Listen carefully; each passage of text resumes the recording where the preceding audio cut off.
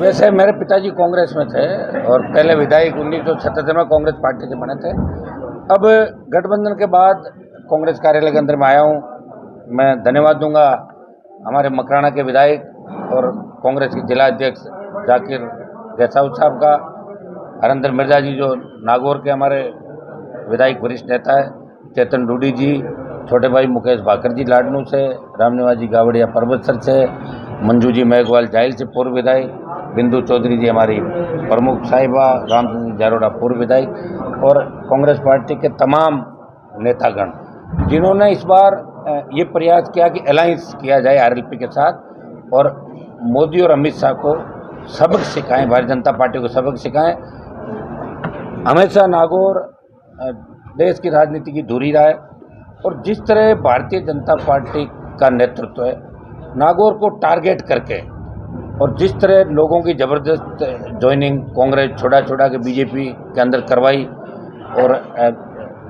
जिस तरह का माहौल इन्होंने यहाँ बनाया, इन सब की इच्छा थी कि हम मिलकर लड़ाई लड़ें और भारतीय जनता पार्टी को हम शिकस्त दें। मैं तमाम नेताओं का धन्यवाद ज्ञापित करता हूँ, प्रदेश के नेताओं का और देश के नेताओं का, कि इंडिया गठबंधन का राष्ट्रीय लोकतांत्रिक पार्टी को हिस्सा बनाया। और मैं इन तमाम नेताओं को ये विश्वास दिलाना चाहता हूँ कि मेरी आपको जहाँ भी आवश्यकता पड़ेगी मैं खड़ा मिलूंगा, अपन सब मिलकर लड़ाई लड़ेंगे जिले के अंदर। और 5 साल हम इस प्रदेश की निकम्मी नकारा सरकार जो बनी है, जिस तरह के मुख्यमंत्री के बयान आप देखिए रोज,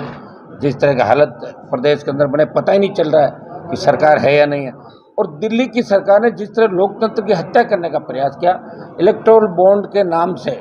जिस तरह अरबों खरबों का चंदा इकट्ठा किया, ईडी सीबीआई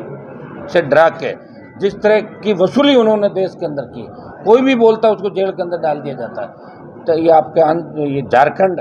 और दिल्ली के मुख्यमंत्रियों को जेल के अंदर डाल दिया गया,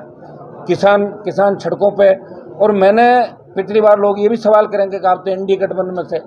मैं एनडीए गठबंधन में मेरी शर्तों के साथ था और जैसे ही तीनों कृषि बिल आए मैंने एनडीए को ठोकर मारी और किसानों के साथ उत्तरी भारत का एक किसान का बेटा 70 दिन सड़क पर बैठा रहा। और सेना को जब ठेके पे दिया उसका भी विरोध पुरजोर तरीके से किया, बढ़ती महंगाई से लेके जब पहलवान बेटियां तकलीफ में थी तो एकमात्र नागौर का सांसद वहाँ जाके लड़ाई लड़ा। तो मैं सबको विश्वास दिलाता हूँ कि इस बार हम मिलकर सड़कों पर लड़ेंगे, विधानसभा के अंदर हमारे सारे भाई लड़ाई लड़ेंगे और लोकसभा के अंदर भी जिस तरह पिछले 4 साल गठबंधन पहले टूट गया था, 4 साल में राजस्थान के जितने भी लंबित मुद्दे थे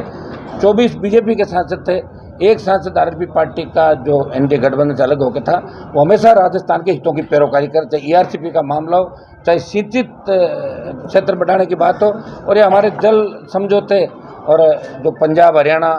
से हमारा पानी बार बार कम कर दिया जाता था, उन तमाम मामलों की अगर पैरोकारी करता आपको 25 में तो कोई नज़र आता था तो एक नागौर का सांसद